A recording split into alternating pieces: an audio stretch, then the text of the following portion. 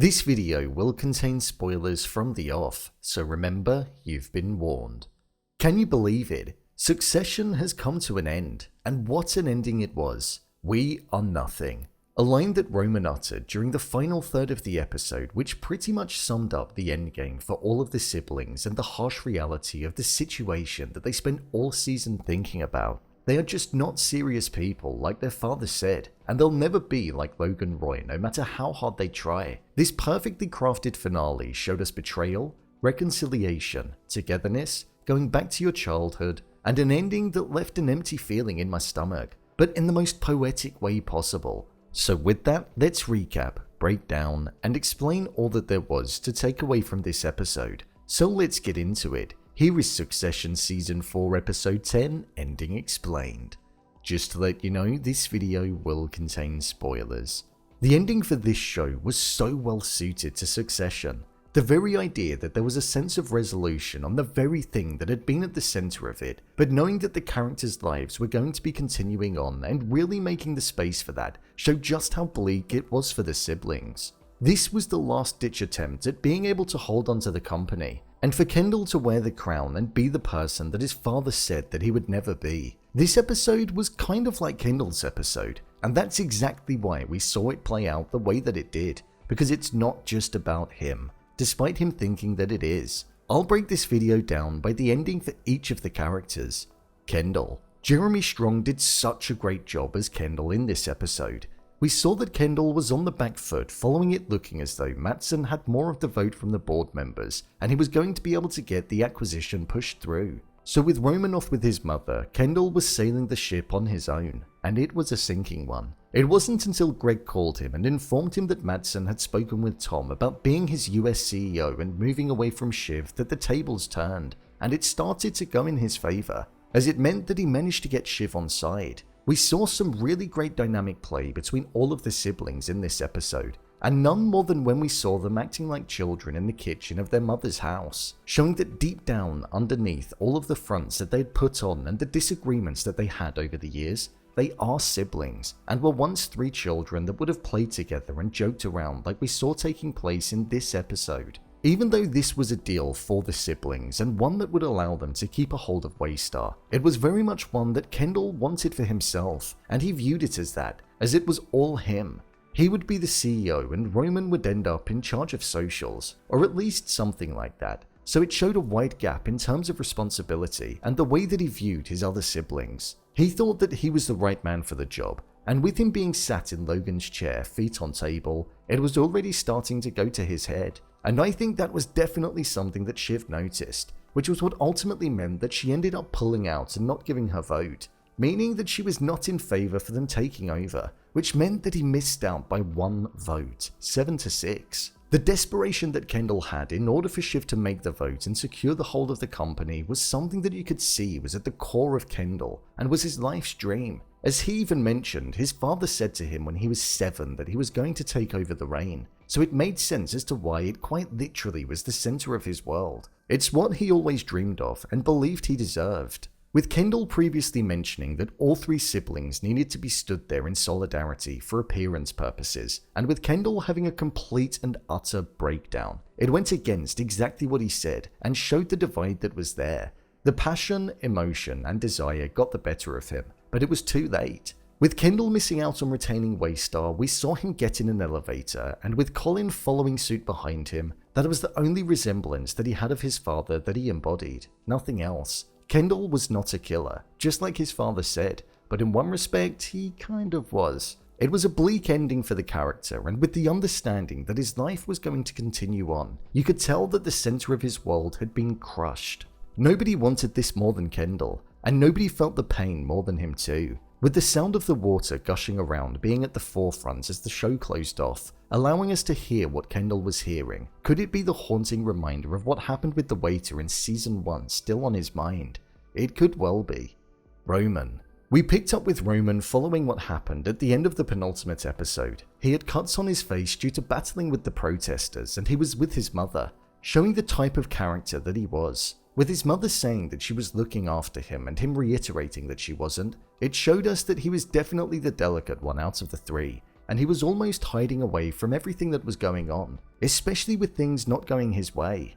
With the three siblings siding together following Matsson's betrayal on Shiv, it did feel like Roman was the character that was pushed to the side the most in terms of the dynamic. Shiv has a voice, Kendall has a voice, Roman does too, but it's just not the loudest in the room, and I believe the perceived weakness that he had during his father's funeral was the very thing that went against him, and he knew that it was too, even though he didn't agree with it. Roman and Shiv were uncertain about wanting to allow Kendall to take the role of CEO of Waystar if they kept a hold of it, but we saw that Roman went along with it, and it showed how much he didn't want Kendall to be the leader when as soon as Shiv changed her mind, he did too. Roman needed to piggyback off of somebody, and it felt like it had been that way for a while. Roman mentioned what we saw occur in episode 2 of season 4 of the show, where Logan sat him down and said that it should be him that's on his side. But it ultimately fell on deaf ears. It was rather poetic that Roman ended up being the person who was in the photo of the signing over of Waystar to Matsson, as he was the individual who was told that he was the weakest of them all.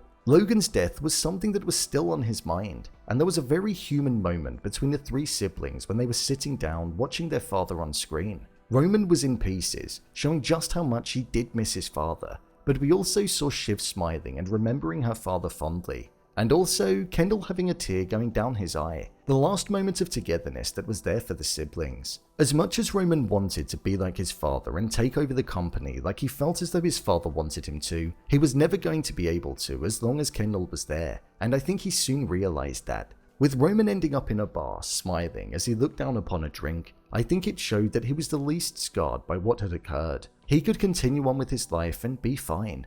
There were no long-lasting repercussions, not like his brother and his sister, Shiv.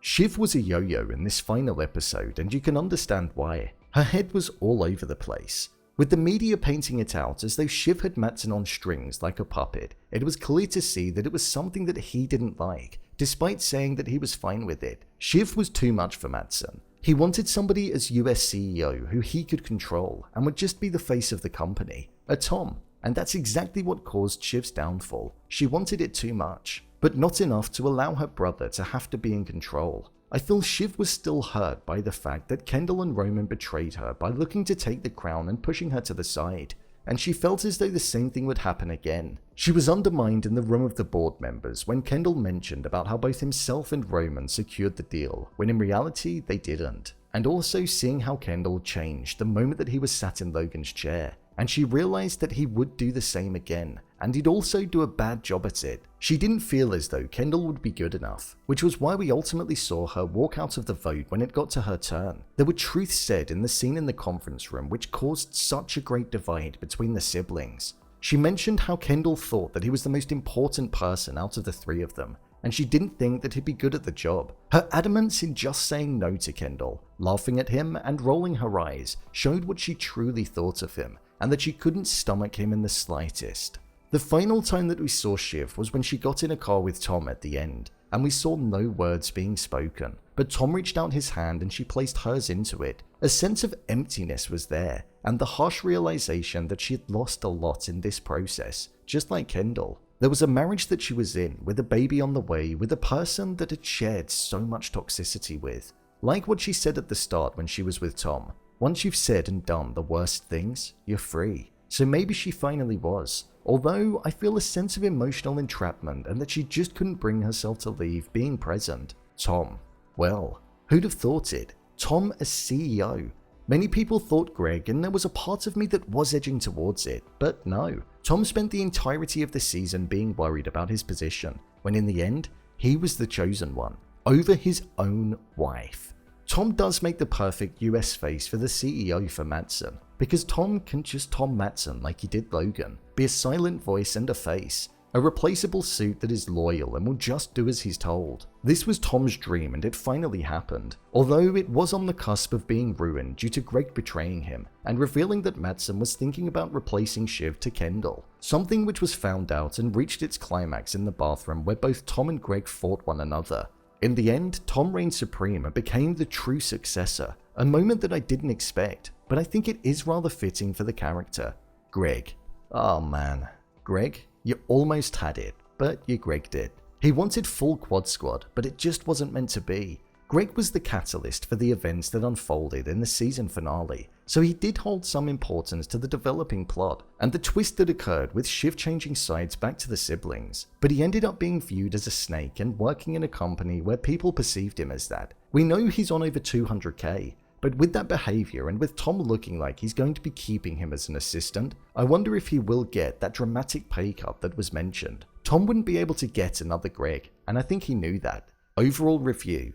I thought the finale was spot on. There was a sense of resolution, but also the understanding that everything was going to be continuing on afterwards. So it was really bleak knowing that these characters, especially Kendall, were going to have to live with the biggest hole in their lives. And the empire that they thought they would inherit, their father's life work, was signed away. Shiv and Tom was an ending that most definitely painted out a sense of uncomfortableness. The very idea that who knows what's going to happen there. The toxicity that was present and the understanding that they're not good for each other, but them choosing to be together was rather miserable. Even the way that their hands weren't truly interlocked. It showed a lack of certainty on if that was what they truly wanted. The score in this episode was also incredible. The use of the title sequence all throughout, but with different arrangements, was beautiful on the ear and suited the scenes that it was featured in. Was this the best ending for the show? I think it was. It was devastatingly beautiful with extremely powerful performances. Within this episode, we bid farewell to a set of characters and a world that was beautifully crafted. A world where the characters yearned to embody an ounce of what their father was, despite despising many of his actions. They are not serious people. They are nothing. And that's how they'll ultimately be remembered. So, there you have it. Succession Season 4 Episode 10, Ending Explained. I just want to say a massive thanks to everybody who's tuned into the channel on a weekly basis and participated in the conversation for this incredible show. Be sure to subscribe to make sure you can do the same on the next show that you love, because I'll most definitely be covering it. If you want to see more videos such as Endings Explained, theories and predictions, and character breakdowns, then click on the I button, or alternatively you can head over to my channel where you'll find them all. If you'd like to give me a show or movie that you'd like me to review, then head over to my Twitter, @BrainPilot_, and tweet me what show or movie you'd like me to review next. And finally, if you'd like to see what I rate the latest movies that don't quite make the cut to getting a dedicated video, then head over to my Letterboxd profile. It's where I rate the latest releases in real time. What did you think of the finale? Leave a comment down below, and don't forget to subscribe. I'll see you next time.